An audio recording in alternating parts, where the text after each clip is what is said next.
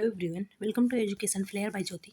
आज के इस वीडियो में हम 2018 से लेके 2024 तक के टोटल क्वेश्चन करेंगे, वो भी हिंदी पेडागोजी लैंग्वेज 2 का। जिन्होंने भी लैंग्वेज 2 में हिंदी ऑप्शन को चुना है उनके लिए ये इंपॉर्टेंट होगा। हिंदी पेडागोजी है ये पेपर 2 का। लैंग्वेज 2 2018 से लेके लैंग्वेज 2 है ये 2018 से लेके 2024 तक के टोटल क्वेश्चन को करेंगे। इससे पहले हम पेपर 1 के लिए कर चुके हैं, लेकिन ये लैंग्वेज 2 का भले ही क्वेश्चन है। पेपर 1 में लैंग्वेज जो जिन्होंने 2 के तौर पे हिंदी लिया है या फिर लैंग्वेज 1 वाले भी, ये सबके लिए इंपॉर्टेंट है क्योंकि क्वेश्चन इसमें से उसमें रिपीट होता रहता है। तो क्वेश्चन नंबर 136 है यहाँ पर। पहला क्वेश्चन है कि अपर प्राइमरी लेवल पर अगर जो है भाषा सीखने सिखाने का एक पर्पज़ क्या होगा, तो हमें बताना है। तो जहाँ पर भी, चाहे वो अपर प्राइमरी लेवल हो मतलब कि 6 to 8 का हो, या फिर यहाँ पर प्राइमरी का हो 1 to 5 का हो, दोनों में जो भाषा सिखाने का मेन पर्पज़ होता है वो होता है समग्र भाषा का विकास। समग्र भाषा का विकास एक तो ये देखा जाता है, दूसरा ये देखा जाता है कि भाषा का प्रयोग बच्चे अच्छे से कर पा रहे हैं, अपने विचारों को किसी के सामने रख पा रहे हैं या नहीं। तो ऑप्शंस को ढूंढते हैं। कंठस्थ करना नेगेटिव है, काट दीजिए। साहित्य की गद्य और पद्य, देखिए कहीं भी अगर कोई एक टॉपिक दिया रहे कि इस चीज़ को पढ़ाने के लिए ये सब्जेक्ट, पूरा सब्जेक्ट ही इस चीज़ को पढ़ाने के लिए है, तो ये गलत होता है। किसी एक टॉपिक से, किसी एक पार्ट से पूरा सब्जेक्ट नहीं बनता। सब्जेक्ट पढ़ाने का मेन पर्पज़ होता है हर चीज़ें आनी चाहिए, तो ये गलत है, ये गलत। ऑप्शन नंबर 3 यहाँ पर हिंदी भाषा के समग्र इतिहास के बारे में जानना, तो यहाँ पर ये हो जाएगा ऑप्शन नंबर कौन सा, 3। ये क्या जो इतिहास है, समग्र इतिहास, इसके बारे में जानना, केवल इतिहास के बारे में जानना ही पर्पज़ होगा, नहीं। फिर 4th ऑप्शन देखते हैं। यहाँ पर है भाषा की नियमबद्ध प्रकृति की पहचान करना, उसका विश्लेषण करना। बिल्कुल ऑप्शन नंबर 4 सही है। उसको पहचान सके आप, उसका प्रयोग कर सके, उसका विश्लेषण कर सकें, तो ये 4th ऑप्शन सही हो जाएगा, ये ही सही है। नेक्स्ट क्वेश्चन है क्वेश्चन नंबर 137 है यहाँ पर। पहला क्वेश्चन है हिंदी भाषा सीखने के संदर्भ में कक्षा 8 में पढ़ने वाले बच्चे से यह अपेक्षित है कि अगर क्लास 8th का कोई बच्चा है तो उससे हम क्या उम्मीदें लगा सकते हैं। चलिए देखते हैं। पहला, हिंदी भाषा की समस्त नियमावली को समस्त अगर वो अभी ही जान जाएगा क्लास 8th में, तो आगे क्या करेगा, गलत है ये। फिर है हिंदी भाषा के मुहावरों लोकोक्तियों को जान सके, ये भी नहीं है। विभिन्न संदर्भ, मिल गया ना, ऑप्शन नंबर 3 सही हो जाएगा। कहीं भी विविध संदर्भ, विभिन्न संदर्भ, ये वर्ड जो दिया रहे ये पॉजिटिव होता है, ये पर्पज़ होता है हिंदी भाषा को सिखाने का, तो 3rd ऑप्शन यहाँ पर सही हो जाएगा। क्वेश्चन नंबर 138 है यहाँ पर।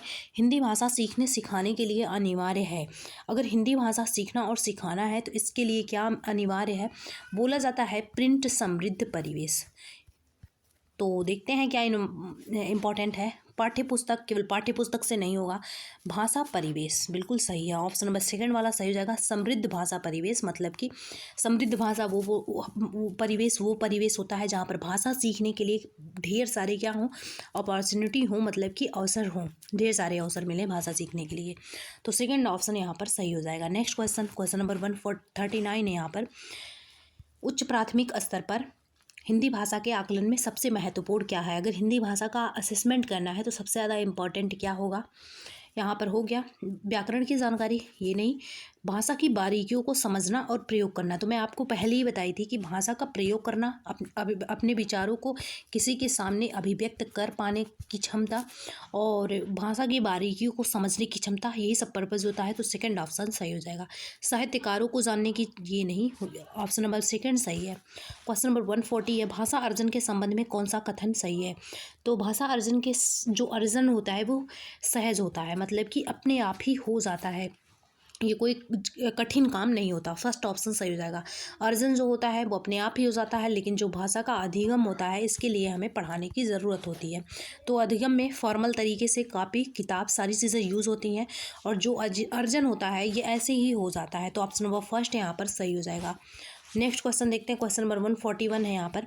उच्च प्राथमिक स्तर पर विभिन्न विषयों में आधारित पाठों को पाठ्यपुस्तक में शामिल करने का मतलब कि अलग अलग, यही तो बोला गया है कि हिंदी को क्या करके पढ़ाना है, इंटीग्रेटेड करके पढ़ाना है, या किसी भी सब्जेक्ट को, तो इसका ये पर्पज़ होता है कि सब्जेक्ट तो वही रहेगा, लेकिन जो उसमें अंदर रहेगा वो अलग अलग कई सब्जेक्ट पर आधारित पाठ होंगे। तो इसका क्या मतलब है, विभिन्न विषयों पर आधारित पाठ्यपुस्तकों को शामिल करने का क्या पर्पस हो सकता है, तो ये हो जाएगा विभिन्न युक्तियों से परिचित कराना, ऑप्शन नंबर 2 सही हो जाएगा। विषयों से परिचित कराना, विभिन्न अन्य विषयों को सीखने में मदद करना, ये भी नहीं है, ये भी नहीं है। तो सेकंड ऑप्शन यहाँ पर सही हो जाएगा कि अलग अलग जो युक्तियाँ होती हैं उनको जानने का पर्पज़ होता है। सेकंड ऑप्शन सही है। नेक्स्ट क्वेश्चन है, क्वेश्चन नंबर 142 है, आकलन का प्रयोग के लिए होना चाहिए। तो जो असेसमेंट होता है उसका प्रयोग क्या करने के लिए होना चाहिए? सीखने के लिए होना चाहिए। फर्स्ट ऑप्शन सही हो जाएगा। इसीलिए तो जो फॉर्मेटिव असेसमेंट होता है वो पॉजिटिव होता है, क्योंकि उसमें आकलन जो होता है वो होता है सीखने के लिए आकलन, तो सीखने में मदद करना चाहिए, ऐसा असेसमेंट होना चाहिए।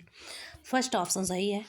क्वेश्चन नंबर यहाँ पर 143 है, दृश्य सभी सामग्री का प्रयोग तब होता है जब क्या कर उसे बहुत सरलता से समझ सकें या फिर उस पर अपनी बौद्धिक प्रतिक्रिया दे सके। बिल्कुल ऑप्शन नंबर सेकंड सही हो जाएगा।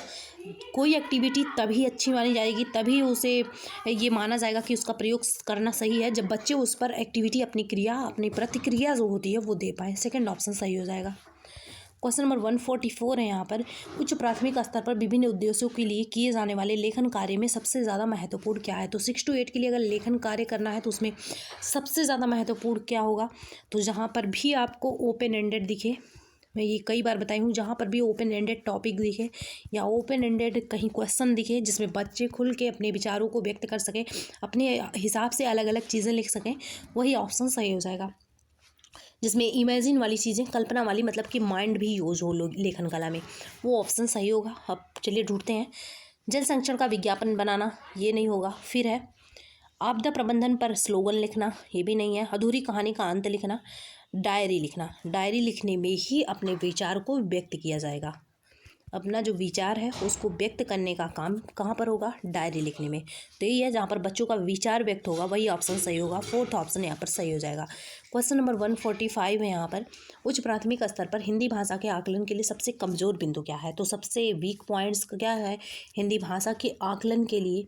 पहला है लिखने में नए शब्द इस्तेमाल करना, या लेखन में तार्किकता का समावेशन, या भाषा का सृजनात्मक प्रयोग, या फिर संस्कृत निष्ठ शब्दावली का प्रयोग। तो यहाँ पर क्या आंसर सही हो जाएगा? ऑप्शन नंबर, भाषा के आकलन का सबसे कमज़ोर जो बिंदु है वो है कमज़ोर। ध्यान रखना है इस चीज़ को, नहीं तो आप सृजनात्मकता लगा देंगे क्योंकि ये पॉजिटिव है। फोर्थ ऑप्शन सही हो जाएगा। यहाँ पर सबसे जो वीक पॉइंट है ये है किसी शब्दावली का प्रयोग, ये सबसे वीक होता है। तार्किकता होना चाहिए, नए नए शब्द भी आने चाहिए। सृजनात्मकता तो क्रिएटिव आपको पता ही है कि वेरी ये यूजफुल वर्ड्स है, तो यहाँ पर फोर्थ ऑप्शन सही हो जाएगा। क्वेश्चन नंबर 146 देखते हैं, भाषा और लिपि के बीच, जो भाषा है और लिपि के बीच में क्या होता है? एक संबंध होता है या नहीं होता? तो यहाँ पर कोई निश्चित संबंध नहीं होता। ऑप्शन नंबर सेकंड सही हो जाएगा। कोई निश्चित संबंध नहीं होता भाषा और लिपि के बीच में। नेक्स्ट क्वेश्चन है, उच्च प्राथमिक स्तर पर हिंदी भाषा का आकलन करते समय सर्वाधिक बल किस पर देंगे? तो अपर प्राइमरी लेवल पर हिंदी भाषा का आकलन कर रहे हैं, सबसे ज़्यादा आपको फोकस किस पर देना चाहिए? तो ये हो जाएगा, लिखित परीक्षा तो है नहीं, निगेटिव भी मानी जाती है, मौखिक परीक्षा भी नहीं, जांच सूची भी नहीं, पोर्टफोलियो। इन सारे टर्म में से पोर्टफोलियो को पॉजिटिव टैग वर्ड में हम लेते हैं, तो थर्ड ऑप्शन सही हो जाएगा। पोर्टफोलियो, पोर्टफोलियो वो होता है जिसमें बच्चे से संबंधित सारे डेटा होते हैं, मतलब उसने एजुकेशन में उसकी क्या स्थिति है, वो मैथ में कैसा है, वो स्पोर्ट में कैसा है, वो लैंग्वेज कैसे यूज़ करता है, उसका बिहेवियर क्या है, उसका कैरेक्टर क्या है, सारी चीज़ें पोर्टफोलियो में मेंशन होती हैं, तो थर्ड ऑप्शन सही हो जाएगा। क्वेश्चन नंबर यहाँ पर 148 है, बहुभाषिक कक्षा में बच्चों की भाषाएं। तो बहुभाषिक कक्षा का मतलब ये है जिसमें 3 से ज़्यादा लैंग्वेजेस सिखाए जाते हैं जिस कक्षा में, तो ये इसको क्या लेना है? रिसोर्सेज के रूप में बच्चों की भाषाओं को लेना है। रिसोर्सेज का मतलब ये है कि संसाधन के रूप में ले सकते हैं। बच्चों की भाषाएं हमेशा संसाधन के रूप में लेना है। कभी भी बच्चों की जो भाषाएं होती हैं ना ही उसकी अवहेलना करना है और ना ही उसको मतलब कि इग्नोर करना है, और ना ही उसका मतलब रेस्पेक्ट करना है, उसे संसाधन के रूप में, अपॉर्चुनिटी के रूप में लेना है। तो गंभीर समस्या है जिसका कोई समाधान नहीं है, गलत है ये। संसाधन के रूप में, बिल्कुल ऑप्शन नंबर सेकंड सही हो जाएगा, संसाधन के रूप में लिया जाएगा ये। क्वेश्चन नंबर 149 है, उच्च प्राथमिक स्तर पर व्याकरण पढ़ाने की आगमन विधि। 2 विधियाँ होती हैं, एक है आगमन विधि और एक है निगमन विधि। तो निगमन में क्या करते हैं हम? निगमन में हम नियम से उदाहरण की तरफ जाते हैं निगमन में, और आगमन में हम उदाहरण से नियम की तरफ जाते हैं। याद कर लीजिएगा। इसमें अगर पूछा जाए निगमन विधि में किस पे ज़्यादा फोकस होता है? नियम पर। आगमन में जिससे शुरुआत होगा उसी पर फोकस होगा, उदाहरण पर। तो हम देखते हैं पढ़ाने की आगमन पद्धति में क्या किया जाता है। उदाहरण से नियम की तरफ जाएंगे। वो आगमन है ना, उदाहरण से नियम की तरफ, ऑप्शन नंबर सेकंड सही हो जाएगा। नियम से उदाहरण जो थर्ड ऑप्शन है वो होता है निगमन में। क्वेश्चन नंबर 150 है यहाँ पर, अंतर्निहित भाषा क्षमता का संबंध किसके साथ है। तो अंतर्निहित जो भाषा संबंध है ये चॉम्स्की है। मतलब कि अंतर्निहित का मतलब ये है कि बच्चों में भाषा सीखने की जो क्षमता होती है वो जन्मजात होती है। अंतर कोई चीज़ बोला जाए कि अंतर्निहित है मतलब उसके अंदर ही है वो, मतलब कि जन्मजात है वो क्षमता, तो ये ऐसा बोलते हैं चॉम्स्की। यही बोलते हैं कि ये बच्चों के अंदर एक लैंग्वेज एक्विजिशन डिवाइस होता है जिसके द्वारा बच्चे भाषा का अर्जन कर लेते हैं बिना सिखाए ही, केवल परिवेश चाहिए होता है बस। तो फर्स्ट ऑप्शन सही हो जाएगा। स्किनर क्या बोलते हैं? स्किनर बोलते हैं कि बच्चे जो भाषा सीखते हैं वो अनुकरण के द्वारा सीखते हैं। और वाइगोत्स्की बोलते हैं कि पहले भाषा का बच्चों में विकास होता है, उसी के द्वारा फिर विचार का विकास होता है। और जबकि जो पियाजे हैं वो बोलते हैं कि पहले विचार है, मतलब पहले माइंड का विकास होता है, संज्ञान का विकास होता है, फिर विचार का होता है। तो इन सब पॉइंट्स को नोट कर लीजिएगा। और चॉम्स्की बोलते हैं कि जो बच्चों की भाषा सीखने की क्षमता है वो जन्मजात है। स्क्रीनशॉट ले लीजिएगा।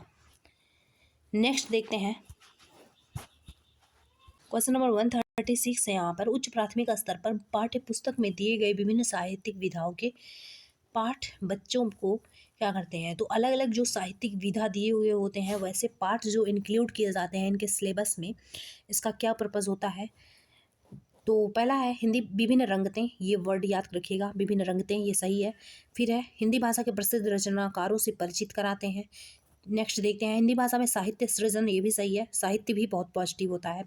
दर्शाएं सभी विकल्प, ऑप्शन नंबर 4 सही हो जाएगा। दर्शाएं सभी विकल्प का मतलब है उपर्युक्त सभी, तो ये ऑप्शन नंबर 4 सही हो जाएगा क्योंकि ये सारे होंगे। अगर इनमें से कोई एक पूछता तो या तो हम इसकी तरफ जाते या तो इसकी तरफ, तो फोर्थ ऑप्शन सही हो जाएगा।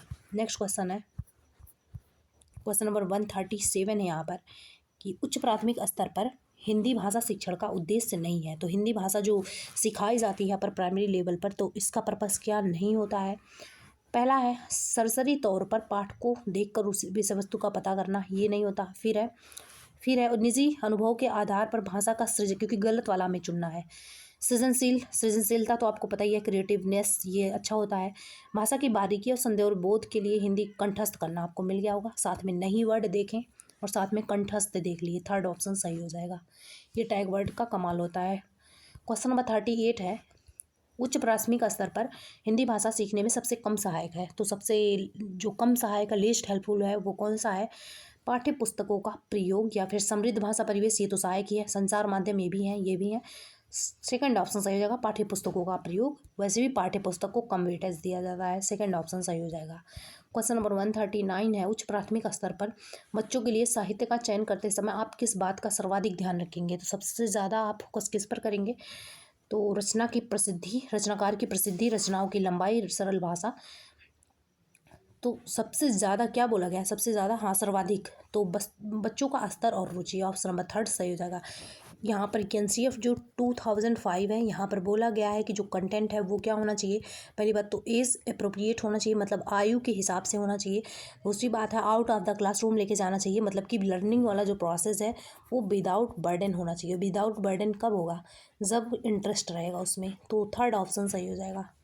नेक्स्ट क्वेश्चन है क्वेश्चन नंबर 140 है यहाँ पर, उच्च प्राथमिक स्तर पर बच्चों के भाषा आकलन में सर्वाधिक प्रभावी है। तो सबसे ज़्यादा इफेक्टिव कौन है। रूप बदलकर बादल किसान के कौन कौन से सपनों को साकार करेगा। तो ओपन एंडेड क्वेश्चन ढूंढ लीजिए, क्योंकि इसमें क्वेश्चन के माध्यम से हमें बताना कौन सा सही होगा।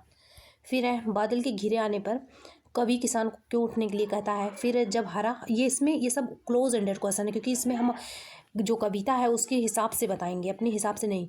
जब हरा खेत लहराएगा तो क्या होगा, ये भी है। तुम भी अपने ढंग से तनिक शब्द का इस्तेमाल करते हुए 5 वाक्य बताइए। तो अपने ढंग से, जहाँ पर हम फ्री होते हैं लिखने, सोचने, समझने के लिए, हमारा अपना विचार जो होता है उसको भी वेटेज मिलता है। तो फोर्थ ऑप्शन सही हो जाएगा, वही ऑप्शन सही होता है, फोर्थ ऑप्शन इसमें सही है।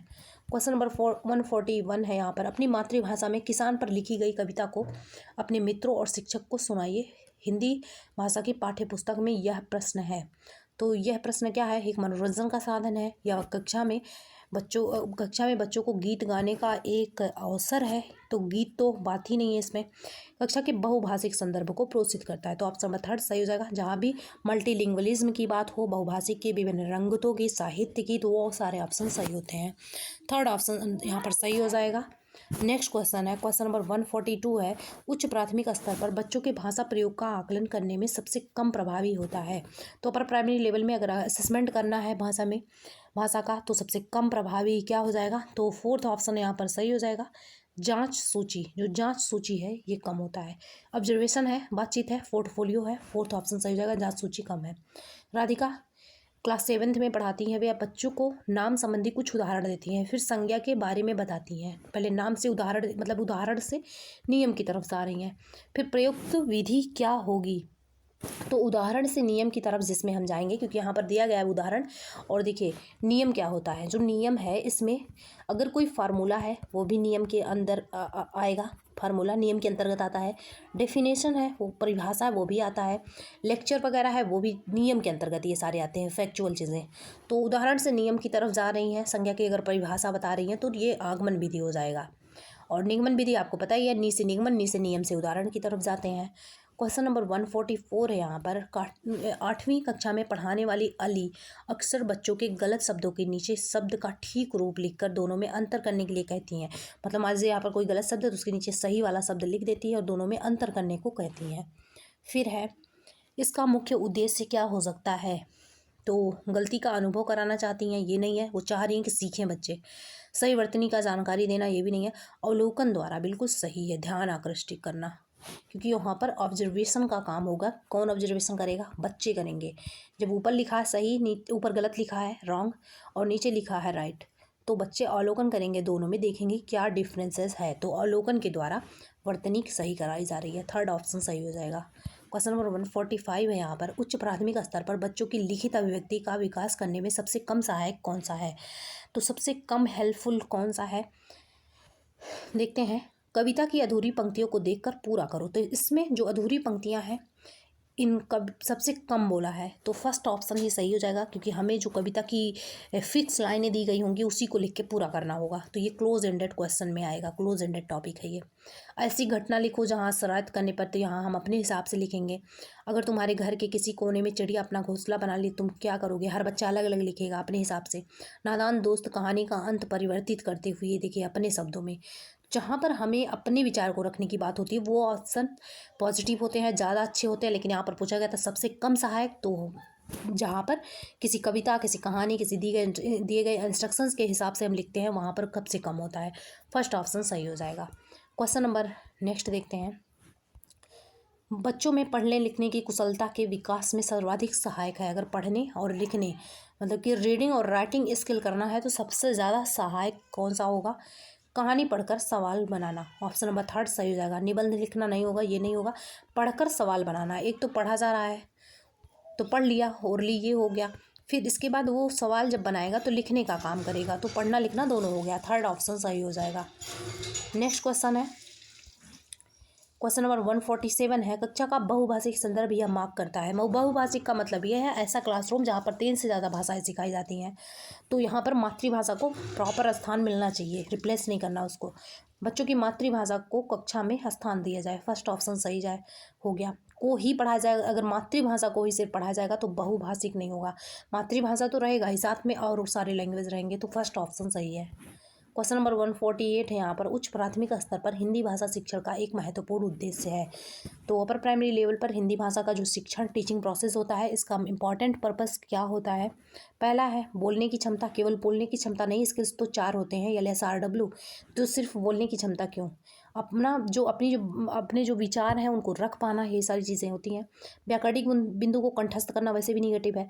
हिंदी के विविध स्वरूप, विविध संदर्भ, विभिन्न रंगते, विभिन्न स्वरूप, तो थर्ड ऑप्शन सही हो जाएगा, बाकी सारे गलत हैं।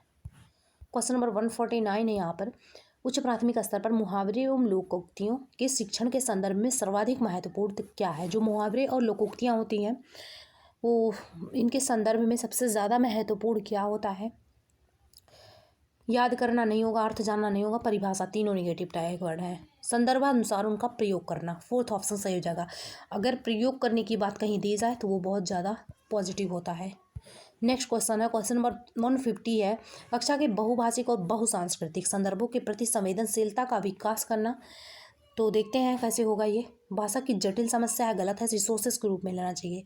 फिर है शिक्षण के प्रति अरुचि, ये भी नहीं है। जटिल समस्या है, ये भी नहीं है। भाषा शिक्षण का एक मुख्य उद्देश्य है, ये तो पर्पज़ ही है कि जो क्लासरूम है उसको बहुभाषिक बहुसांस्कृतिक बनाया जाए। तो क्योंकि इंक्लूसिव एजुकेशन जो समावेशी शिक्षा है, इसीलिए तो है। समावेशी शिक्षा इसीलिए तो है कि बहुसांस्कृतिक बहुभाषिक बच्चों को पढ़ाया जाए। तो ये पर्पज़ है, ऑप्शन नंबर 4 सही रहेगा। ये पर्पज़ है, वो भी एक मेन पर्पज़ है। नेक्स्ट देखते हैं 136 है। यहाँ पर पाठ के से तीनों प्रकार की संज्ञाओं के उदाहरण खोजकर लिखिए। अगर ऐसा कहीं क्वेश्चन दिख रहा है कि जहाँ पर बोला जा रहा है कि पाठ से तीनों प्रकार के संज्ञाओं को खोजकर उनका उदाहरण लिखिए, तो ये अभ्यास प्रश्न जो है वो ये किस टाइप का उदाहरण है, यही हमें बताना है। तो हो जाएगा संदर्भ में व्याकरण, ऑप्शन नंबर फर्स्ट सही हो जाएगा, क्योंकि डेफिनेशन वगैरह है यहाँ पर। तो इसके संदर्भ में, संज्ञा के संदर्भ में व्याकरण है ये, क्योंकि आपको पता ही है ये ग्रामर का पार्ट है। ऑप्शन नंबर फर्स्ट सही हो जाएगा। नेक्स्ट क्वेश्चन है, क्वेश्चन नंबर 137 है यहाँ पर। उच्च प्राथमिक स्तर पर, एक मिनट थोड़ा सा छोटा कर देती हूँ इसको।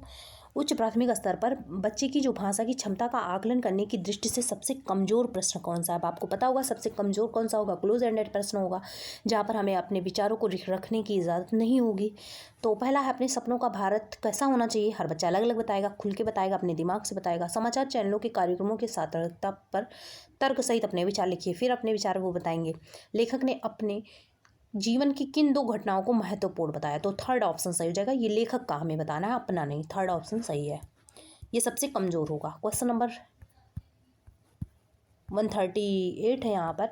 हिंदी भाषा के रूप में सर्वाधिक महत्वपूर्ण क्या है? तो हिंदी भाषा के रूप में सबसे ज़्यादा महत्वपूर्ण क्या है?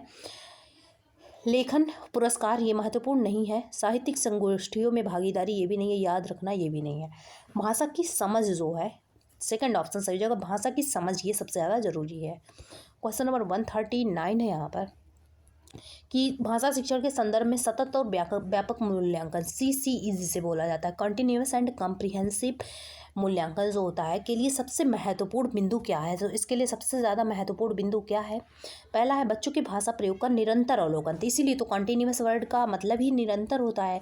तो उससे फर्स्ट ऑप्शन सही हो जाएगा। भाषा प्रयोग का कक्षाई अवलोकन, ये नहीं होगा। पढ़ने लिखने की कुशलता नहीं होगी, ये नहीं होगा। ये इसके अकॉर्डिंग हमें देना आंसर। तो भाषा प्रयोग का, ये देखिए भाषा प्रयोग यहाँ भी दिया, यहाँ भी दिया, लेकिन यहाँ पर निरंतर, क्योंकि ये जो CCE है ना, सतत का मतलब क्या होता है? निरंतर ही तो होता है। तो फर्स्ट ऑप्शन सही हो जाएगा। नेक्स्ट क्वेश्चन है, क्वेश्चन नंबर 140। क्लास 8 में मुदित पढ़ते समय परेशानी का अनुभव करता है, संभवतः मुदित से ग्रस्त है। तो पढ़ने में परेशानी क्या हो सकता है? ये डिसलेक्सिया हो सकता है। ऑप्शन नंबर 4 सही हो जाएगा। डिस्ग्राफिया किससे होता है? लिखने से होता है, ग्राफ पर लिखते हैं, हमेशा बताई हूँ। और जो अफेजिया है ये होता है भाषा से संबंधित। डिसकैलकुलिया जो है ये गणना से संबंधित, कैलकुलिया इसीलिए जुड़ा है इसमें, गणना से रिलेटेड। तो फोर्थ ऑप्शन सही हो जाएगा, रीडिंग जिसमें दिक्कत हो। क्वेश्चन नंबर 141 है, प्रारंभिक स्तर पर हिंदी भाषा की पाठ्यपुस्तक का निर्माण करते समय इस बात का ध्यान रखना चाहिए। तो किस बात का ध्यान रखना चाहिए? लेखन क्षमता, केवल देखिए स्किल्स कितने होते हैं, LSRW, और हिंदी में है सुबो, सुनना, बोलना, पढ़ना और लिखना, इतने होते हैं। तो इसमें से किसी एक स्किल को नहीं डेवलप करना है, सारे स्किल को डेवलप करना है। तो यहाँ पर केवल लेखन दिया है, तो ये गलत है। फिर है पूर्व निर्धारित संदेशों को पहुँचाने के लिए उद्देश्य रखते हो, तो क्या ये पर्पज़ है? नहीं। फिर है हिंदी क्या करना, पाठ्यपुस्तक बनाना है। फिर है कुछ पूर्व निर्धारित संदेशों को पहुँचाने के उद्देश्य ना रखते हो। तो यहाँ पर सबसे जो इस बात का ध्यान रखा जाएगी, तो ऑप्शन नंबर थर्ड यहाँ पर सही हो जाएगा। कि इसी बात का यहाँ पर ध्यान रखना है कि जो पूर्व निर्धारित संदेश है उनको पहुँचाने का उद्देश्य ना रखते हों, कुछ ही हों। नेक्स्ट देखते हैं, क्वेश्चन नंबर 142 है, बच्चों में पठन के प्रति रुचि जागृत करने के लिए पाठ्यपुस्तक के अतिरिक्त सामग्री का विकास किया जाना चाहिए। तो किस सामग्री का? तो पूरक सामग्री का। ऑप्शन नंबर, पूरक वो होता है जो साथ साथ में चलता रहता है। तो सेकंड ऑप्शन सही हो जाएगा।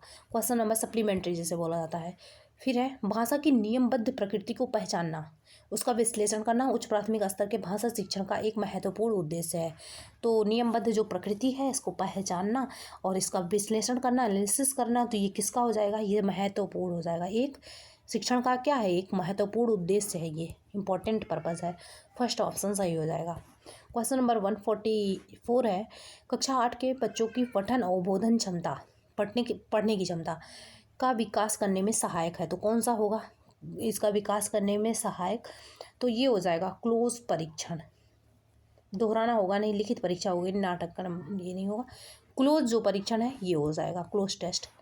क्वेश्चन नंबर 145 है, उच्च प्राथमिक स्तर पर बच्चों के भाषा विकास की दृष्टि से सबसे कम महत्वपूर्ण क्या है। तो सबसे जो कम महत्वपूर्ण है वो है सुन के लिखना, क्योंकि सुन के लिखना मतलब ये है कि हम अपने मर्जी का नहीं लिख रहे हैं, अपना दिमाग नहीं काम कर रहे हैं। देखिए जब आपकी क्लास में लिखवाया जाता था तो क्या होता था, उस टाइम पे हमारा दिमाग नहीं काम करता था, हम जो सुनते थे, जो टीचर बोलते थे वही हम लिखते चले जाते थे, हमारा माइंड एक्टिव नहीं होता था। तो ये हो जाएगा सेकेंड ऑप्शन, ये सबसे कम महत्वपूर्ण है। संवाद का मतलब होता है डिस्कशन करना, क्रिएटिव ये ज़रूरी है, डिस्कशन फिर यही है। इंटरेक्शन, संवाद का मतलब है इंटरेक्शन, परिचर्चा का मतलब डिस्कशन है और इसका मतलब क्रिएटिव है। तीनों इंपॉर्टेंट है, लेकिन ये श्रुतलेख ये नहीं इंपॉर्टेंट है। नेक्स्ट देखते हैं क्वेश्चन नंबर यहाँ पर 146 है, पढ़ने का संबंध है। तो पढ़ने का संबंध किससे होता है, पढ़ने का संबंध होता है अर्थ से। जब तक अर्थ, क्योंकि हमेशा बोला गया है एनसीएफ हो चाहे कोई भी न्यू एजुकेशन पॉलिसी आई हो, तो उसमें बोला जाता है कि जो स्टडी है, जो लर्निंग का प्रोसेस है, ये क्या होना चाहिए, ये होना चाहिए मीनिंगफुल। मीनिंगफुल का मतलब अर्थपूर्ण होना चाहिए। तो जब तक पढ़ने का अर्थ नहीं पता होगा तब तक कोई पढ़ने का फ़ायदा नहीं है। क्वेश्चन नंबर 147 है, उच्च प्राथमिक स्तर पर हिंदी भाषा की पाठ्यपुस्तकों में अन्य विषयों के पाठों को स्थान देने का क्या महत्वपूर्ण, विविधता होगा, वही अन्य जो सब्जेक्ट होते हैं या तो उनकी भाषा को जानना। तो पहला देखते हैं, दूसरों विषयों का ज्ञान देना ये नहीं है, विषय की शब्दावली का विकास ये नहीं है, अन्य विषयों का कार्यभार कम करना ये भी नहीं है, हिंदी की पाठ्यपुस्तक को समावेशी बनाना। समावेशी का अर्थ ही होता है अलग अलग चीज़ें एक में इंक्लूड करना। फोर्थ ऑप्शन सही हो जाएगा। क्वेश्चन नंबर 148 है, बच्चों में जन्मजात भाषिक क्षमता होती है, ये कौन बोला, चॉम्स्की। इसका एक शिक्षा शास्त्रीय पक्ष यह है कि पर्याप्त अवसर मिलने पर बच्चा क्या करेगा, भाषा को जल्दी सीखेगा, नई भाषा आसानी से सीख लेगा। ऑप्शन नंबर सेकंड सही हो जाएगा, नई भाषा को आसानी से सीख पाएगा अगर उसे अवसर मिल जाए तो।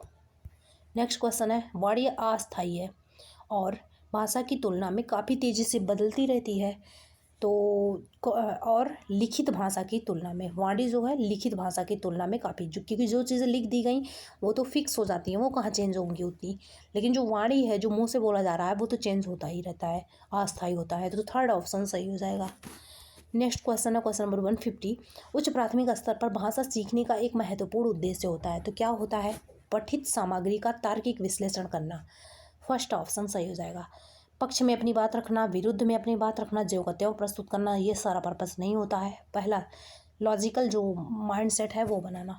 फर्स्ट ऑप्शन इसमें सही है। नेक्स्ट क्वेश्चन नंबर 136 है, यहाँ पर दीप्ति ने 8वीं कक्षा के बच्चों को समान भाव वाली कविता खोजकर सुनाने के लिए कहा जिसके भाव समान हो।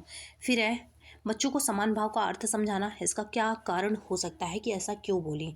फिर है ये नहीं है, श्रवण ये भी नहीं है, मनोरंजन तो पर्पज़ होता नहीं है, बोध स्तर का आकलन करना बिल्कुल सही है। वो ये सोचना, ये मतलब ये जानना चाह रही हैं, ये ऑब्जर्व करना चाह रही हैं कि बच्चे सेम जो इमोशन है इसको किस प्रकार से रिलेट करते हैं, ढूंढ पाते हैं या नहीं, किस प्रकार से ढूंढते हैं। तो फोर्थ ऑप्शन सही हो जाएगा, उनका जो बोध स्तर है उसका असेसमेंट करना चाह रही हैं। क्वेश्चन नंबर 137 है कि राष्ट्रीय पाठचर्या रूपरेखा एनसीएफ 2005 भाषा को बच्चे के सबसे समृद्ध संसाधन मानती है। तो यहाँ पर क्या रहेगा, बच्चे की अस्मिता का, कि व्यक्तित्व का, कि व्यवसाय का, व्यवसाय तो होगा नहीं, कि भाषा का सबसे समृद्ध संसाधन मानती है किसको, एनसीएफ जो भाषा है उसी को बताना है। तो देखते हैं यहाँ पर क्या होगा, तो ये होगा उसकी पर्सनालिटी। ऑप्शन नंबर सेकंड सही हो जाएगा, ये होगा व्यक्तित्व, क्योंकि भाषा ही भाषा को, तो भाषा थोड़ी यहाँ पर भरा जाएगा, तो ये भी नहीं होगा, ये भी नहीं होगा, सेकंड ऑप्शन सही हो जाएगा व्यक्तित्व। क्वेश्चन नंबर 138 है, इनमें से कौन सा शब्दकोश में सबसे पहले आएगा। तो सबसे पहले कौन सा आएगा, सी तो सेम है, ये सबसे बाद में आएगा, ये बाद में आएगा, क्योंकि इनमें से हमें देखना है, क्योंकि यस आई पहले आ जाएगा, यस डबल ई बाद में आएगा। तो यहाँ पर हम देखते हैं सबसे पहले कौन सा आएगा, इसके बाद यहाँ पर माँ है, यहाँ पर रा है, तो पहले रा आता है कि पहले माँ आता है, या पहले या ला आता है? तो पहले माँ आता है, तो ये हो जाएगा फर्स्ट ऑप्शन सही है, सबसे पहले आएगा। नेक्स्ट क्वेश्चन है, जो क्रम है वर्णमाला का उसी की बेस पर हम निकालेंगे। कक्षा 6 में कविता शिक्षण के दौरान सर्वाधिक महत्वपूर्ण है। तो जो कविता शिक्षण है इसके दौरान सबसे ज़्यादा जो इम्पोर्टेंट होता है वो क्या है? भिन्न भिन्न भाव भूमि। सेकंड ऑप्शन सही है, अलग अलग इमोशंस। सेकंड ऑप्शन यहाँ पर सही है, क्योंकि कविता की बात हो रही है इसलिए इमोशन भाव की तरफ हम जाएंगे। नेक्स्ट क्वेश्चन है, क्वेश्चन नंबर 140 है, भाषा स्वयं में एक क्या है? तो तार्किक है, सरल है या जटिल है? तो यहाँ पर जो नियमबद्ध है, ये भाषा क्या है? एक नियम से बधी हुई है। थर्ड ऑप्शन सही है। फिर है, नाटक और एकांकी पढ़ने और पढ़ाने के दौरान सर्वाधिक महत्वपूर्ण क्या है? सबसे ज़्यादा महत्वपूर्ण क्या है? उच्चारण शुद्ध हो, बहुत ज़्यादा जरूरी नहीं होता ये। नाटक के शास्त्रीय तत्व तो होंगे ही, मौन पठन ये नहीं, संवाद अदायगी ऑप्शन नंबर 4 सही हो जाएगा। जो वहाँ पर संवाद होगा, इंटरेक्शन होगा, वो ज़्यादा जरूरी है। नेक्स्ट क्वेश्चन है, क्वेश्चन नंबर 142 है कि कक्षा 8 के लिए साहित्य का चयन करते समय, साहित्य का चयन करना, आप किस तत्व को सबसे ज़्यादा महत्व देंगे? तो किसको सबसे ज़्यादा महत्व देंगे? तो यहाँ पर रहस्य रोमांच ऑप्शन नंबर 3 सही हो जाएगा। रहस्य और रोमांच को सबसे ज़्यादा महत्व देंगे, क्योंकि इसमें इंटरेस्ट भी सबसे ज़्यादा था, जो चीज़ें रहस्य वाली होती हैं। क्वेश्चन नंबर 143 है यहाँ पर कि कक्षा 7 में हिंदी भाषा के आकलन की दृष्टि से सबसे कम प्रभावी क्या है? तो सुन के लिखना, अभी जस्ट हम रिपीटेड क्वेश्चन है, पढ़े भी थे। सबसे कम प्रभावी क्या है? सुन के लिखना, श्रुत लेख जिसे बोला जाता है।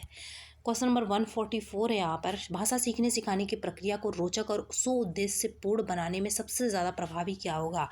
तो सबसे ज़्यादा प्रभावी क्या होगा? प्रिंट समृद्ध परिवेश, आपको पहले ही ऑप्शन में दिख रहा होगा, तो ये सबसे ज़्यादा होता है। ऑप्शन नंबर फर्स्ट सही हो जाएगा। कोई भी साइंटिस्ट रहे हो, परिवेश को हर किसी ने महत्व दिया है, सबसे ज़्यादा वाइगोत्स्की ने दिया है और चॉम्स्की ने भी दिया है। फर्स्ट ऑप्शन यहाँ पर सही हो जाएगा, क्योंकि परिवेश के बिना कहानी मतलब कि भाषा नहीं सीखी जा सकती।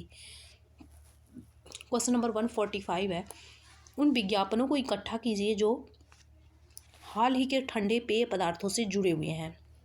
इसमें स्वास्थ्य और सफाई पर दिए गए ब्यौरा को छांट कर देखें कि हकीकत क्या है। रियल लाइफ से कनेक्ट किया जा रहा है, वास्तविक दुनिया से।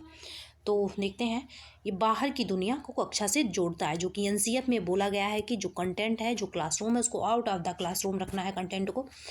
तो फर्स्ट ऑप्शन सही हो जाएगा, ये बाहर की दुनिया से जोड़ रहा है, जो कि एनसीईआरटी में बोला भी गया है कि जोड़ना चाहिए। क्वेश्चन नंबर 146 है यहाँ पर, उच्च प्राथमिक स्तर पर हिंदी भाषा शिक्षण का एक अत्यंत महत्वपूर्ण उद्देश्य क्या होता है?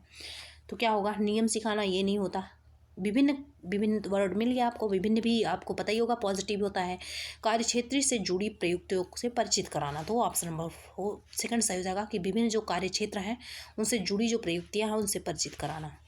क्वेश्चन नंबर 147 है, हिंदी भाषा का आकलन करने के संदर्भ में वे प्रश्न अपेक्षाकृत बेहतर होते हैं। तो कौन से प्रश्न हैं जो कि बेहतर होते हैं?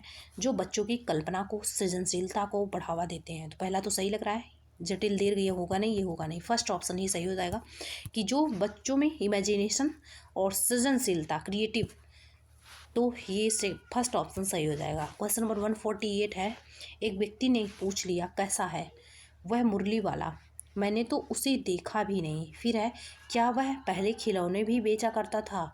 एक पाठ का यह अंश पढ़ने के दौरान के विशिष्ट संदर्भ में सर्वाधिक महत्वपूर्ण है।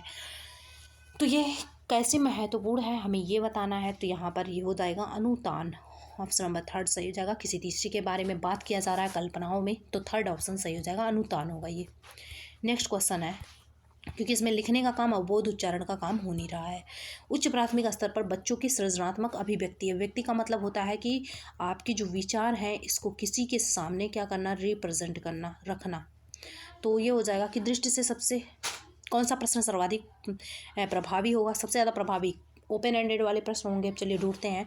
खान पान के मामले में स्थानीयता क्या है, का क्या अर्थ है? अब आपने वो एक वर्ड दे दिया जिसका अर्थ हमें बताना है, हम अपने बाप से नहीं बता सकते। इस वर्ड का जो एक्चुअल में अर्थ होता होगा वही हमें बताना है, तो ये तो होगा नहीं, ये क्लोज एंडेड प्रश्न है। खान पान में बदलाव कौन से फायदे हैं, ये भी सब लोग एक ही बताएंगे। लेखक खान पान के बदलाव को लेकर क्यों चिंतित है, लेखक के हिसाब से हमें बताना है। घर में बातचीत करके घर में बनने वाले पकवानों के बारे में प्रक्रिया बताइए। तो ऑप्शन नंबर 4 सही है। एक तो इसमें डिस्कशन जुड़ गया, दूसरे इंटरेक्शन जुड़ गया, तीसरी बात यह है कि हम फ्री हैं इसमें, प्रक्रिया को हमें अपने हिसाब से बताना है। फोर्थ ऑप्शन यहाँ पर सही हो जाएगा। क्वेश्चन नंबर 150 है, भाषा सीखने और भाषा अर्जित करने में अंतर का आधार क्या है? परिवेश है। ऑप्शन नंबर 3 सही हो जाएगा। भाषा का जो परिवेश है वो सीखने में, क्योंकि आपको पता है भाषा दो तरीके से अडॉप्ट किया जाता है, एक तो सीखा जाता है, दूसरा अर्जित किया जाता है। दोनों में जो मेन अंतर होता है वो होता है परिवेश का। ऑप्शन नंबर 3 सही हो जाएगा। क्वेश्चन है यहाँ पर, शिक्षार्थियों के लिए भाषा शिक्षण के लिए सबसे कौन सा कक्षाई संसाधन नहीं है? तो हमें बताना है कि कौन सा कक्षा का इसमें से रिसोर्सेज नहीं है क्लासरूम का। पहला है क्लासरूम का लाइब्रेरी, ये तो है। पठन का कोना हर क्लास में होना चाहिए। कक्षाएं जो ये प्रक्रियाएं हैं, ये शब्द दीवार मतलब शब्दों के जो शब्द इसमें रिलेटेड हो जाएगा। तो जो प्रक्रियाएं हैं ये नहीं होगा, इसका संसाधन नहीं है, ये एक प्रोसेस है। ये तो एक प्रोसेस है ना, ये प्रोसेस है, ये संसाधन नहीं है। तो ऑप्शन नंबर 3 सही हो जाएगा। क्वेश्चन नंबर 122 है यहाँ पर, निम्नलिखित कथनों को पढ़िए और सही विकल्प का चयन कीजिए। तो कथन कौन से हैं, चलिए देखते हैं। पहला एजर्सन है, भाषा अध्यापक द्वारा व्यक्तिपरक अधिगम की योजना तैयार की जानी चाहिए। तो क्या जो भाषा अध्यापक होते हैं, टीचर के मतलब कि लैंग्वेज के टीचर हैं, तो क्या इनके द्वारा व्यक्तिपरक अधिगम की योजना तैयार की जानी चाहिए? सही है। चलिए फिर है, नई भाषाओं के अधिगम से विद्यार्थियों में विविधता आती है। तो ये भी सही है, ये आती है, ये सही है। दोनों अलग अलग तो सही है, लेकिन इसका कोई रिलेशन नहीं है आपस में, तो व्याख्या नहीं हो जाएगा, दोनों सही है। सेकंड ऑप्शन सही है। नेक्स्ट क्वेश्चन है, क्वेश्चन नंबर 123, किस विधि में शिक्षार्थी की प्रथम भाषा शिक्षण में केंद्रीय भूमिका निभाती है? तो जो प्रथम भाषा के शिक्षण में शिक्षार्थी की जो प्रथम भाषा है वो भाषा के शिक्षण में एक महत्वपूर्ण भूमिका निभाएगी। तो ऑप्शन नंबर 2 सही हो जाएगा। व्याकरण अनुवाद, जो व्याकरण अनुवाद विधि होता है, इसमें बच्चे की जो जो बच्चे की ये वाला जो बच्चे की मातृभाषा होती है, ये इंपॉर्टेंट रोल करती है। इसको इसमें पूरा यूज़ किया जाता है, इसमें समझाया जाता है, फिर दूसरे लैंग्वेज में चेंज किया जाता है।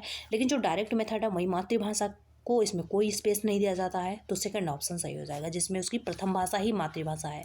सेकंड ऑप्शन सही है। नेक्स्ट क्वेश्चन, क्वेश्चन नंबर 124 है यहाँ पर, चेतन की प्रथम भाषा भोजपुरी है, वह तमिलनाडु गया। प्रथम भाषा तो उसकी भोजपुरी है, फिर वो तमिलनाडु चला गया। अब क्या हुआ, वो तमिलनाडु गया, अब वो भोजपुरी नहीं बोलता है, अपने साथियों से केवल अंग्रेजी में ही बात करता है। जब नई द्वितीय भाषा प्रथम भाषा का स्थान ले लेती है तो यह स्थिति किस बात का? तो ये ऋणात्मक द्विभाषावाद हो जाएगा। ऑप्शन नंबर 2 सही हो जाएगा, क्योंकि इसमें प्लस तो हुआ ही नहीं। इसमें प्लस मतलब कि क्या बोला जाता है, जो बच्चे का मदर टंग है या फर्स्ट लैंग्वेज है, उसमें नई भाषा जो सेकंड लैंग्वेज है इसको ऐड करना है, प्लस करना है, ना कि निगेटिव कर दे, रिप्लेस नहीं करना है। और जब रिप्लेस होकर उसका जगह ले लेगा, जहाँ भी उसका जगह लेगा तो ये जगह ले लेगा, तो ये हो जाएगा ऋणात्मक द्विभाषावाद। ऑप्शन नंबर 2 सही हो जाएगा, क्योंकि पहली भाषा तो खत्म ही हो गई। नेक्स्ट क्वेश्चन है, क्वेश्चन नंबर 125, निम्नलिखित में से कौन सा पठन पूर्व गतिविधि को समर्थित करता है? तो पढ़ने से पूर्व की जो गतिविधि है, कौन सा इसमें से समर्थित करेगा? कार्य का सारांशीकरण, सारांश का काम पढ़ने के बाद होता है।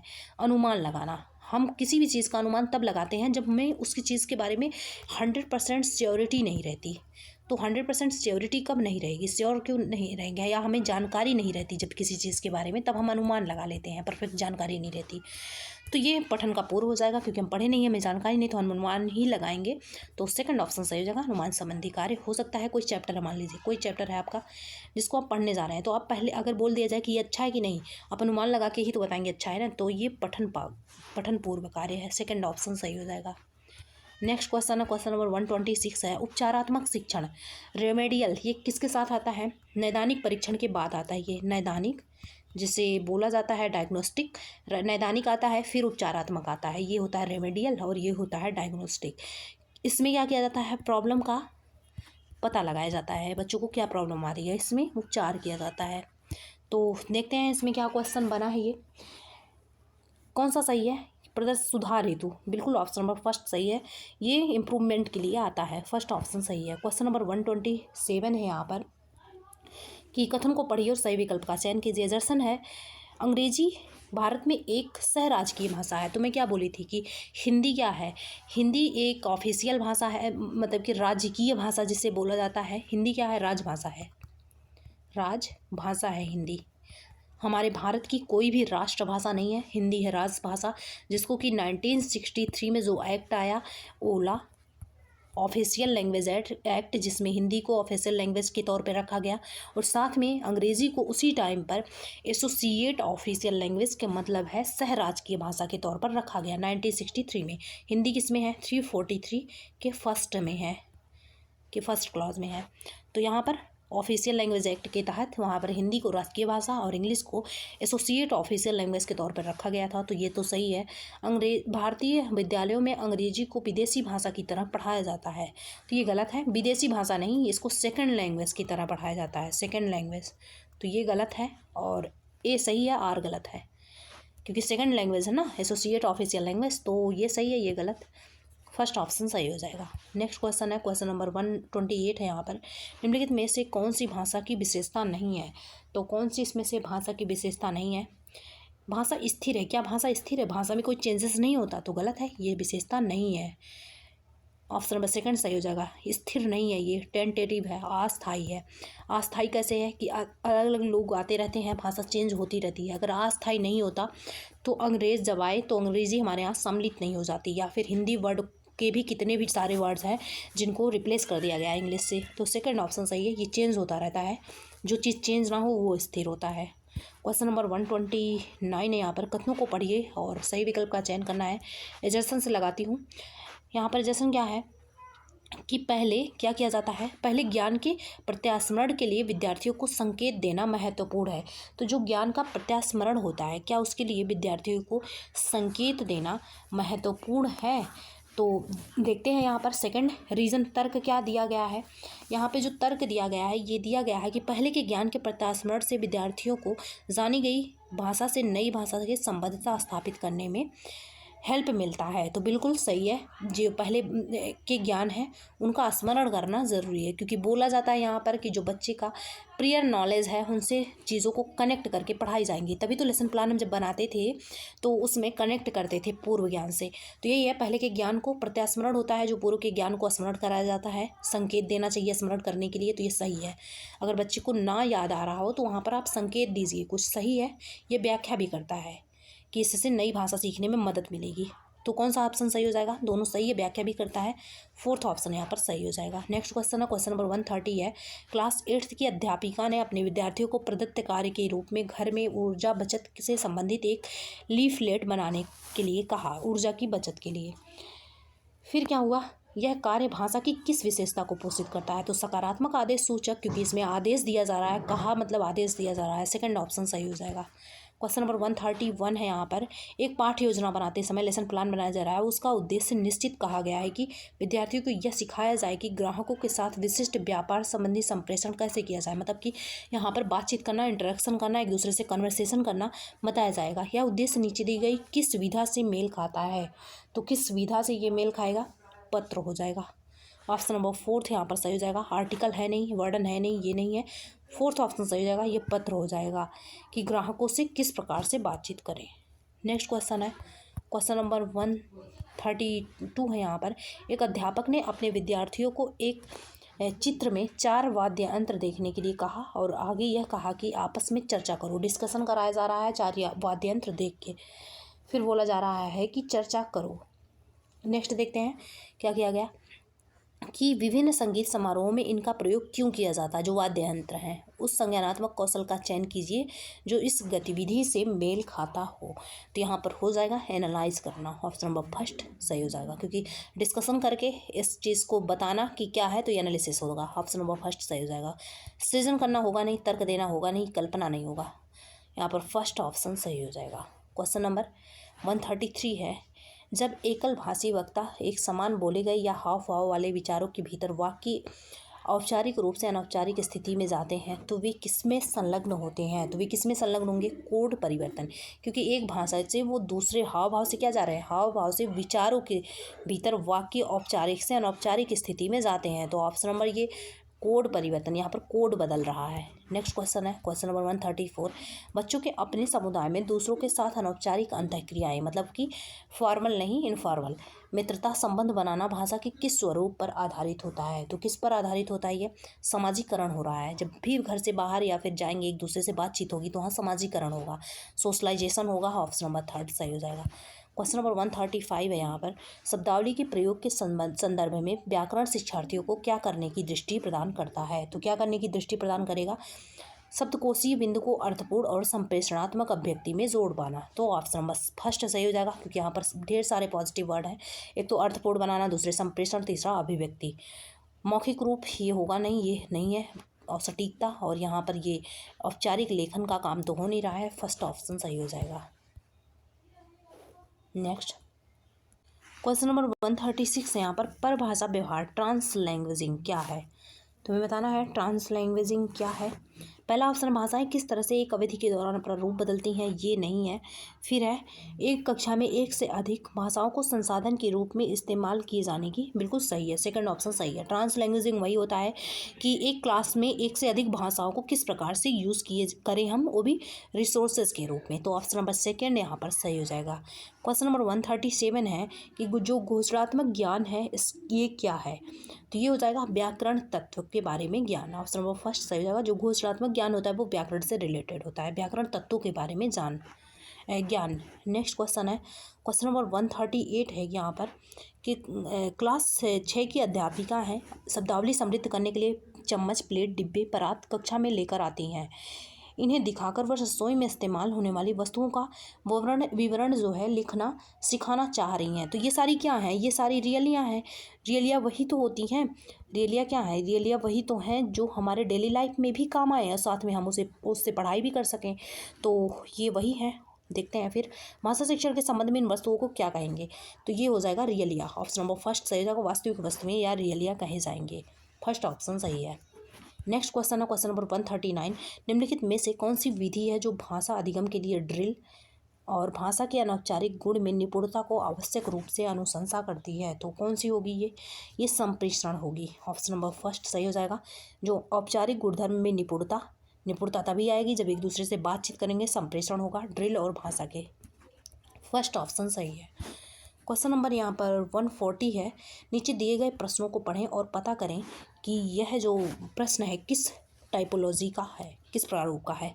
छोटी बालिका की कहानी पढ़ने के बाद आपने उसके दुखों और कठिनाइयों का सामना करने वाले साहस को महसूस किया, किस प्रकार से उस सामना की दुख और तकलीफ़ों का।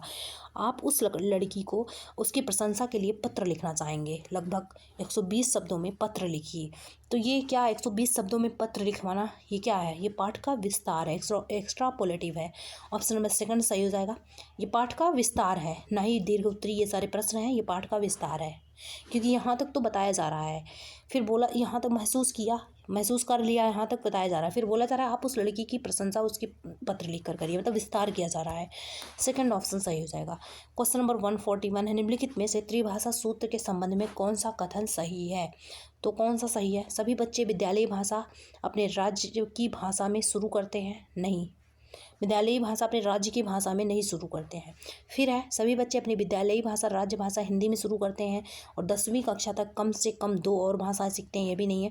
सभी बच्चे अपनी विद्यालयी भाषा मातृभाषा या घर की भाषा या फर्स्ट लैंग्वेज में शुरू करते हैं, बिल्कुल थर्ड ऑप्शन सही हो जाएगा। और 10वीं पूरी करने तक कम से कम 2 भाषाएँ सीखते हैं, तो थर्ड ऑप्शन यहाँ पर सही हो जाएगा। नेक्स्ट क्वेश्चन है क्वेश्चन नंबर 142 है यहाँ पर कि भाषा शिक्षा पर राष्ट्रीय शिक्षा नीति यानी NEP 2020 के संदर्भ में कौन सा कथन सही नहीं है। तो यहाँ पर बताना है कौन सा स्टेटमेंट है जो कि सही नहीं है। त्रिभाषा के अंतर्गत मातृभाषा का अध्ययन किया जाता है, नहीं, अध्ययन करने की ज़रूरत नहीं होती, मातृभाषा अपने आप सीख ली जाती है। त्रिभाषा के अंतर्गत हम एक जो फर्स्ट लैंग्वेज हमारा तो मातृभाषा है, दूसरी भाषा सीखेंगे और तीसरी भाषा। तो देखते हैं यहाँ पर और क्या ऑप्शंस है। भारतीय भाषाओं का अध्ययन, ये भी नहीं है। त्रिभाषा के अंतर्गत भाषा के रूप में अंग्रेजी का अध्ययन, ये भी नहीं है। त्रिभाषा के अंतर्गत शास्त्रीय भाषा का अध्ययन, ऑप्शन नंबर 4 सही हो जाएगा। शास्त्रीय जो कि दिया गया है शास्त्र में, शास्त्रीय भाषा का अध्ययन, ऑप्शन नंबर 4 यहाँ पर सही होगा कि ये सही नहीं है, बाकी सारे सही हैं। वो पहली क्वेश्चन गलत पढ़ ली थी, जो कि सही नहीं है, ये सही नहीं है कि शास्त्रीय भाषा शास्त्र के हिसाब से जो भाषाएं दी गई हैं ज़रूरी नहीं वही सीखना। अंग्रेजी भाषा आपको पता ही है कि मातृभाषा के अलावा भी हम सेकंड लैंग्वेज के तौर पे कौन सा सीखते हैं, इंग्लिश ही सीखते हैं, तो ये सही हो जाएगा। त्रिभाषा के अंतर्गत भाषा के रूप में अंग्रेजी अंग्रेजी सीखते ही हैं। अंतर्गत भारतीय भाषाओं का अध्ययन, भारत की ही भाषा का अध्ययन करते हैं। साथ में अंतर्गत मातृभाषा और घर की भाषा का अध्ययन करते हैं। मुझे लगा कि 3 भाषाओं का हमें नाम देना है। तो इसी प्रकार से आप भी जब भी एग्जामिनेशन हॉल में हो क्वेश्चन ढंग से पढ़ें, ध्यान से पढ़ें। तो 4th ऑप्शन सही हो जाएगा, नहीं तो क्वेश्चन का आंसर गलत देने में टाइम नहीं लगता। क्वेश्चन नंबर 143 है यहाँ पर, भाषा अधिगम के बारे में कौन सा कथन सही है।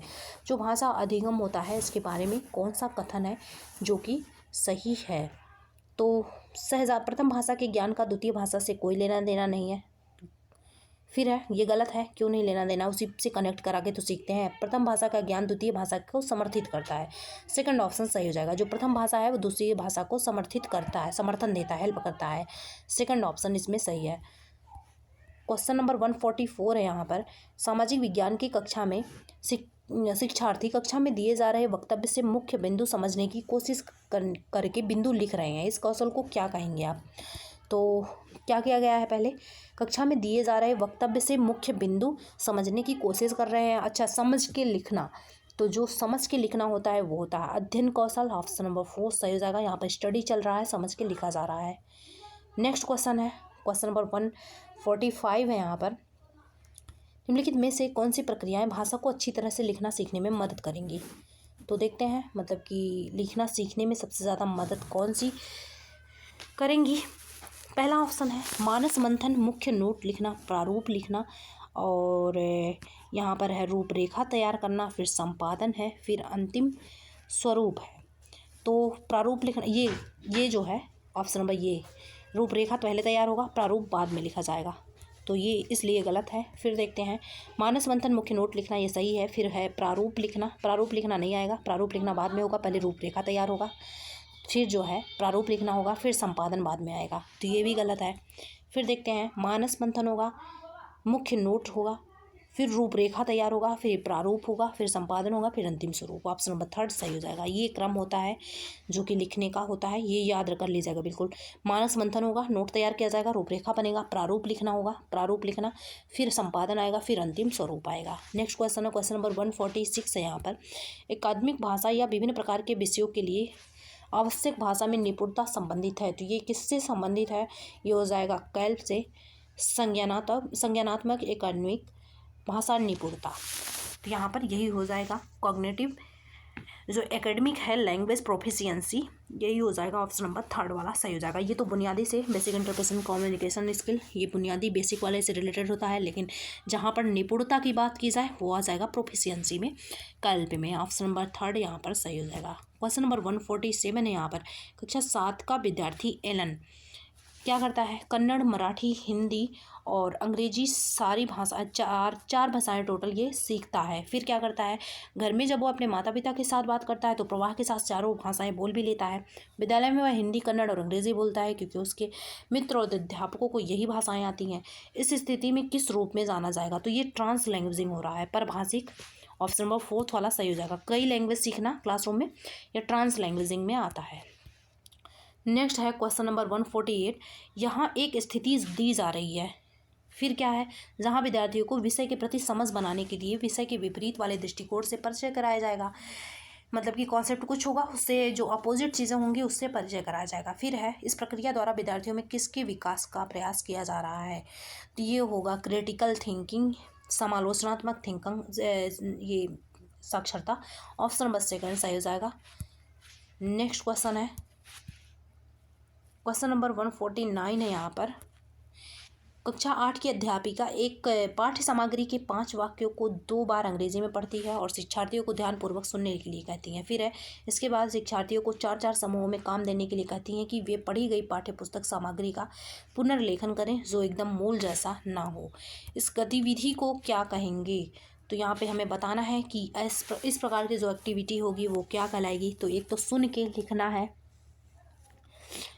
के लिखना है, श्रुत लेख हो जाएगा, अनुच्छेद श्रुत लेख होगा, एक ये हो जाएगा, और दूसरा वाला ये हो जाएगा सामूहिक श्रुत लेख, क्योंकि यहाँ पर समूह भी बन रहा है। ध्यानपूर्वक देखिए क्या होता है, ध्यानपूर्वक सुनने के लिए कहती हैं, बाद में वो शिक्षार्थी को 4-4 के समूह में करने के लिए कहती हैं। फिर है, वे पढ़ी गई पाठ्य पुस्तक का पुनर्लेखन करें, लिखना है ना, तो श्रुत लेख भी हो जाएगा, सामूहिक लेख भी हो जाएगा। तो यहाँ पर ये दोनों सही हैं, और ये विवादित क्वेश्चन था, इस पर सबको कॉमन मार्क मिला था 1 नंबर। नेक्स्ट देखते हैं क्वेश्चन नंबर 150 है, अधिगम प्रतिफल शिक्षार्थियों को समर्थ बनाते हैं। तो जो अधिगम प्रतिफल होते हैं, फीडबैक दिए जाते हैं, वो किस में बनाते हैं? दक्षताओं को मापन में। ऑप्शन नंबर फर्स्ट सही हो जाएगा। नेक्स्ट क्वेश्चन है क्वेश्चन नंबर 136, 2024 का आखिरी पेपर है, ये जुलाई में हुआ।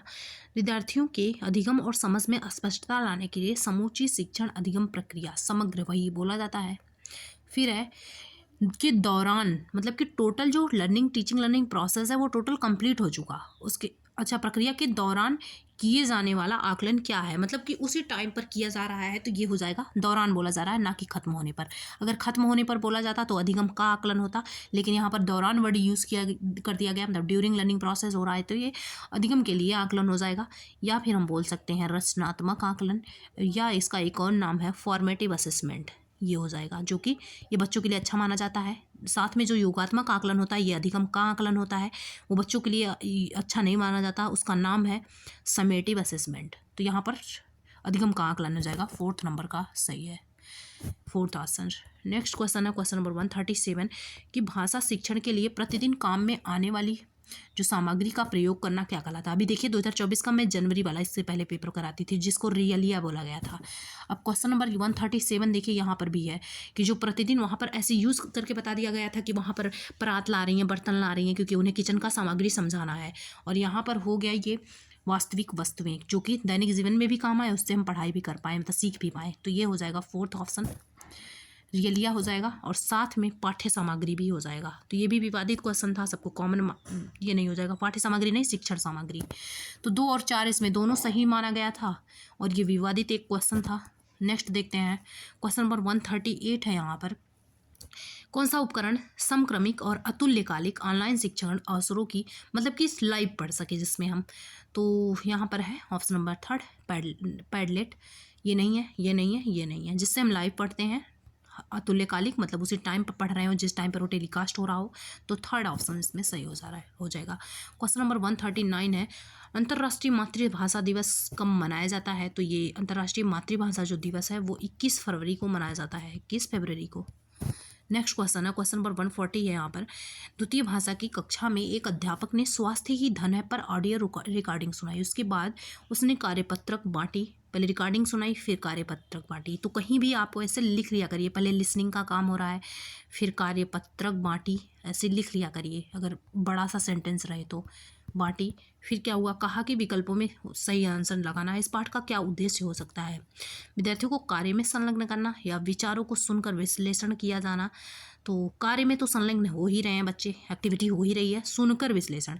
देखिए एक दिन और मैं बताई थी जब दूसरा लैंग्वेज पढ़ा रही थी, तो इसमें बोली थी कि जहाँ पर जो प्रोसेस फर्स्ट कराया जाएगा, और फर्स्ट रीडिंग कराया जाता तो यहाँ रीडिंग हो जाता, पढ़कर हो जाता। लेकिन अगर वहाँ पर पहले लिख कर बोला जाता तो यहाँ पर लिख कर आंसर हो जाता, उसके बाद क्या हो रहा है उससे नहीं मतलब, यहाँ पर पहला जो होगा वही आंसर होगा। तो यहाँ पर सुनने का काम पहला हो रहा था, तो यहाँ पर सुनकर विश्लेषण हो जाएगा। ए भी सही है, बी भी सही है। जुलाई वाला जो पेपर हुआ था उसमें बहुत विवादित क्वेश्चन थे, इसमें भी दोनों आंसर सही था। क्वेश्चन नंबर 141 है, यहाँ पर ईमेल के उस प्रकार की पहचान करिए जो अपने सहयोगी को लिखना चाहेंगे। तो अनौपचारिक होगा, हमारे जो फ्रेंड्स होते हैं, फैमिली हैं, इनके साथ हम फॉर्मेलिटी नहीं करते, जबकि टीचर को अगर लिखना हो फॉर्मेलिटी करेंगे।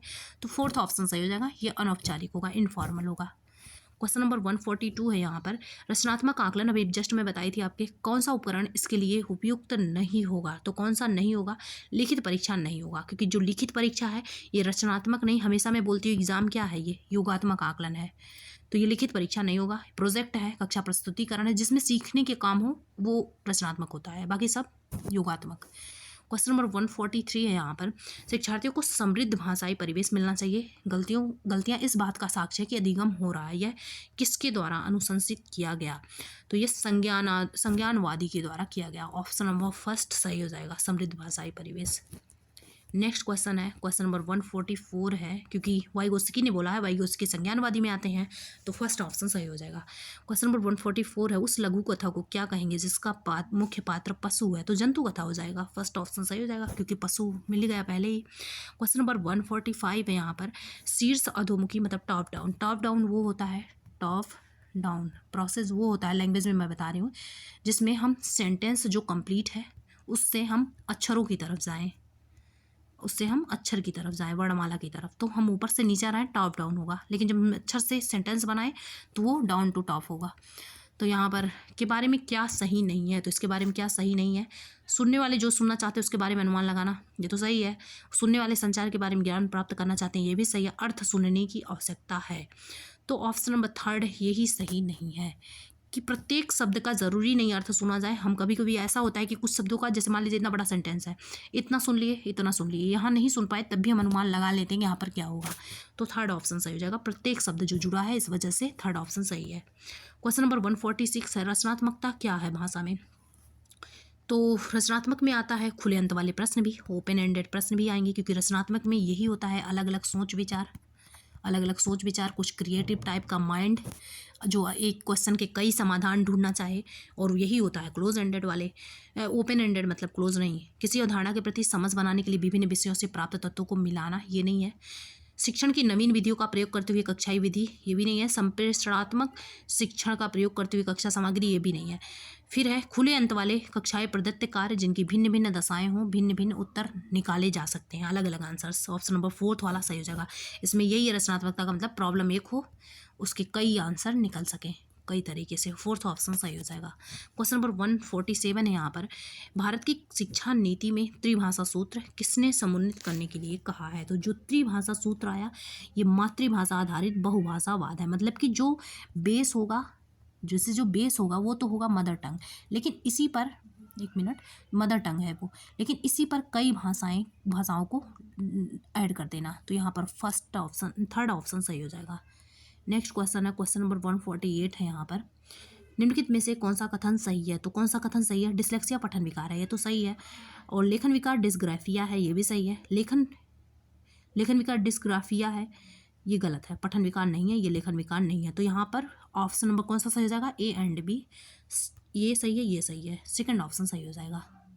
नेक्स्ट क्वेश्चन है, क्वेश्चन नंबर 149 है यहाँ पर, कि भाषा अधिगम में गलतियों के बारे में क्या सही नहीं है। एरर्स जो होते हैं वो लर्निंग प्रोसेस का पार्ट होते हैं, बच्चों की सोच के बारे में बताते हैं। नेक्स्ट क्या हमें प्लान बनाना है इसके बारे में बताते हैं, और इसको पॉजिटिव लेके चलना चाहिए। तो क्या नहीं है, सही नहीं हमें बताना है।